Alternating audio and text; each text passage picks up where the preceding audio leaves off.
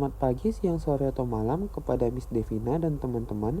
Saya Robert dengan NIM 2532004. Hari ini saya akan mempresentasikan tentang manajemen pemasaran pada Apple atau iBox yang ada di Batam. Yang pertama ada di metode. Metode yang saya gunakan adalah metode periklanan dan metode pemasaran interaktif. Di mana periklanan, karena banyak brand yang membuat iklan mempromosikan produk mereka dengan membuat iklan dengan tulisan yang berkesan pada customer. Nah, jadi Apple itu banyak membuat kayak iklan dengan simpel, dengan hanya gambar produk dan tulisan yang menarik. Jadi pelanggan itu bakal langsung kayak salah fokus dan akan langsung melirik iPhone tersebut. Untuk pemasaran interaktif sendiri, dibuat dengan menggunakan website yang didesain sendiri oleh Apple atau iBox dengan UI yang dimana dapat membuat pelanggan atau calon pelanggan dapat melihat dan merasakan experience saat mengecek iPhone 17 series pada web atau di tempat langsung. Jadi langsung dapat merasakan user experience dari iPhone tersebut. Lalu untuk konten yang cocok dijadikan sebagai konten yang digunakan untuk mempromosikan iPhone tersebut adalah kita dapat menggunakan video TikTok, di mana saat ini video TikTok sangat banyak digunakan oleh teman-teman kita untuk mempromosikan barang karena transisinya juga cepat dan perpindahannya cepat. Jadi sangat menarik, dan strategi ini juga sudah dilakukan oleh Apple bertahun-tahun ini ya, sejak ada aplikasi TikTok. Dan untuk penerapan AIDA-nya sendiri, iPhone biasa memiliki strategi memperkenalkan produk mereka 2-3 bulan sebelum launching nih. Jadi, mereka tuh kayak menyebarkan rumor tentang kemungkinan series yang akan dirilis. Jadi, berita banyak tersebar untuk di awareness-nya. Lalu, untuk di interest, iPhone biasa menyiapkan event setiap waktu sebelum perilisan dengan mengadakan konversi first, di mana biasa Apple tuh kayak bakal mempresentasikan tentang produk terbaru mereka dan fitur-fitur yang terbaru yang ada. Lalu, untuk desire, mereka meningkatkan keinginan untuk terbaru ini kepada customer. Biasa pihak Apple tuh bekerja sama dengan pihak home credit atau penyedia jasa kartu kredit untuk pembelian dengan metode cicilan dengan bunga yang relatif rendah.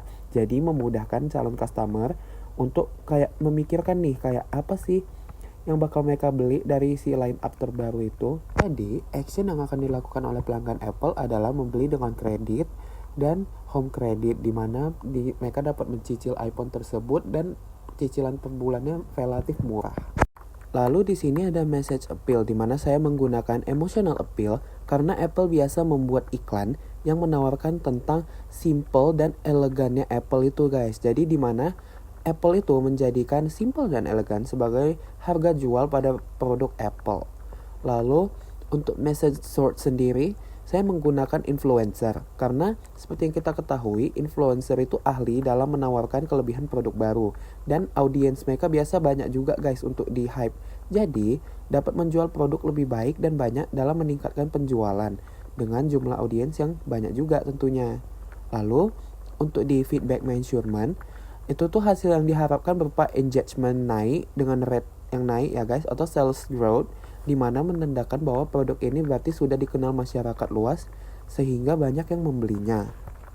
Selanjutnya kita masuk ke retailing strategy, di mana di sini ada retail format selection, di mana saya memilih specialty store sebagai retail format section karena biasanya dalam specialty store tuh mereka hanya fokus dalam menjual satu produk nih. Misalnya iBox itu hanya fokus menjual produk Apple. Nah, ini tuh cocok karena Apple itu mereka bisa buka iBox untuk iPhone tanpa mencampur dengan produk-produk brand lain guys. Macam biasa kita lihat di era phone itu pasti ada campur, ada Apple, ada Samsung dan lain-lain. Lalu untuk selanjutnya di retail service, saya memilih untuk melakukan full service, di mana kita dapat menanyakan pelanggan sedari awal mereka masuk ke dalam toko, seperti menanyakan tentang kebutuhan yang mereka butuhkan atau mungkin budget yang mereka miliki, sehingga kita juga dapat menyarankan series yang lebih tepat agar sesuai dengan kebutuhan mereka dan bukan hanya menjual iPhone terbaru saja. Lalu untuk suasana dan atmosfer tokonya, biasanya di dalam iBox, suasana dalam iBox itu tenang dengan display produk terbaru, dinding putih, beberapa tempat duduk di mana pelanggan dan sales dapat bernegosiasi, dan warna yang warm tone.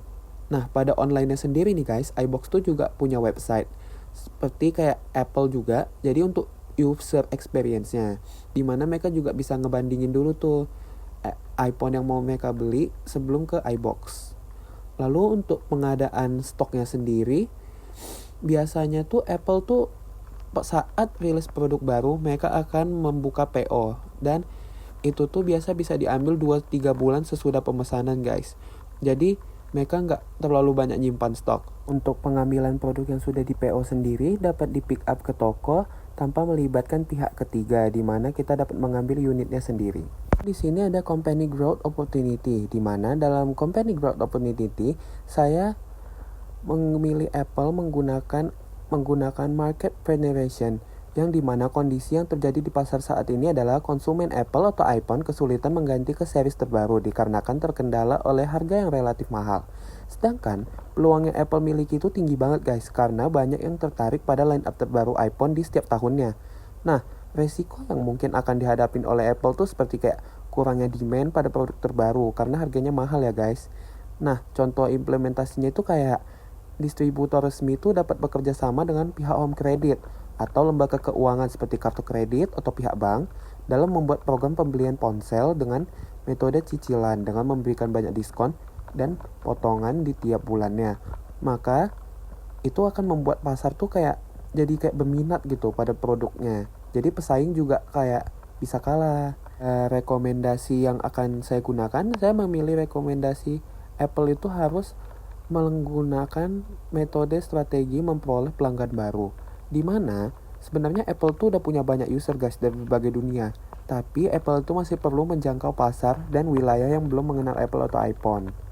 Lalu untuk innovation and competitive strategy, nah Apple itu dapat membuat iklan yang menarik dan membandingkan produk Apple dengan kompetitor yang ada tanpa menyinggung ya.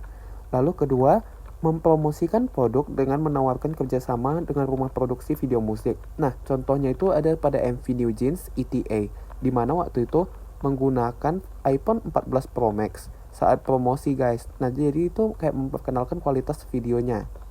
Lalu yang ketiga, menurut saya tuh Apple cocok menjadi leader dalam dunia teknologi, terutama pada segmentasi ponsel ya guys, di mana setiap Apple membuat line up terbaru, kayak kompetitor lain itu akan berusaha membuat produk mereka tuh terlihat seperti produk Apple atau iPhone. Seperti yang bisa kalian lihat, kayak banyak banget produk HP lokal yang ngikutin konsep dari iPhone 17 Pro dan Pro Max-nya. Lalu di sini terdapat market defense strategi, di mana kita tuh dapat menggunakan position defense, di mana Apple dapat membangun citra di mana setiap orang yang melihat handphone atau ponsel dengan mode kamera miring, maka tuh mereka bakal teringat kayak, oh ini tuh iPhone series boba, iPhone 11 ke atas gitu. Lalu yang kedua ada preemptive defense, di mana kita melakukan pembuatan iklan dengan membandingkan model ponsel terbaru kompetitor dengan model ponsel yang Apple miliki, dengan membandingkan ketahanan serta fitur-fitur yang ada guys. Lalu untuk di PLC atau Product Life Cycle Analysis, saya dapat mengatakan bahwa produk Apple itu ada pada tahap pertumbuhan, di mana Apple tuh saat ini memiliki peningkatan penjualan yang baik pada line up series iPhone 17, di mana series ini tuh udah mendukung always on display dan pada basicnya guys, karena kalau misalnya dilihat line up iPhone 16, 15 itu tuh belum ada karena layar mereka tuh masih pakai 60Hz, sedangkan iPhone 17 series di pada line up awalnya udah 120Hz semua. Jadi membuat orang tuh banyak yang suka gitu sama iPhone basic modelnya.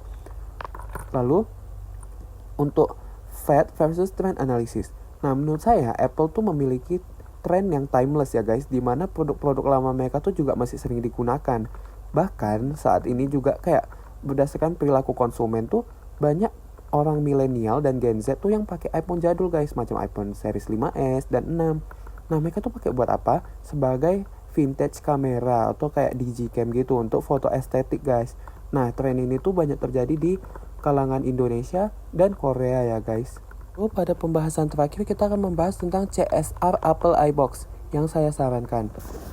Nah, jadi Apple itu di Batam sudah membuka Apple Academy ya guys. Dan Apple Academy itu tujuannya apa sih? Jadi Apple Academy itu membuka peluang baru terhadap SDM yang ada di Batam atau di Indonesia ya guys, untuk melakukan pelatihan dan sertifikasi. Jadi agar masyarakat itu mengetahui tentang produk Apple dan apa saja yang ada di dalam Apple itu guys, brandnya. Nah, dampak baik apa sih yang bakal terjadi jika mereka tuh melakukan itu, kayak para pemegang saham itu tentunya bakal berdampak baik ya guys. Dan dampak yang timbul itu jadinya kayak, nah di situ saya juga ada menyinggung tentang memperbaiki jalan di Batam. Isu ini juga sudah sangat banyak dibahas. Jadi semisalnya Apple atau iBox melakukan perbaikan jalan dan membuka Apple Academy, maka setiap orang yang melintasi jalan akan teringat kayak, oh ini Apple nih yang perbaiki, berjasa. Jadi membangun branding yang baik kepada masyarakat Batam dan sehingga membuat Apple itu banyak diminati oleh orang Batam. Strategi berkelanjutannya sendiri, Apple itu sekarang sudah menggunakan bahan yang ramah lingkungan guys, dimana mereka menggunakan bahan karbon yang dimana karbon ini dinilai lebih ramah pada lingkungan ya guys di line up terbaru nih, misalnya untuk series iPhone 17 ke atas, series MacBook Neo, dan Apple Watch. Nah, pengemasannya tuh Apple juga udah menerapkan konsep Go Green guys, dimana mereka itu udah nggak menggunakan bahan plastik lagi sebagai bahan packingnya dan menggunakan tape dengan bahan kertas yang lebih ramah lingkungan. Mungkin sekian presentasi dari saya. Terima kasih dan sampai jumpa teman-teman. Terima kasih sudah mendengarkan sampai akhir.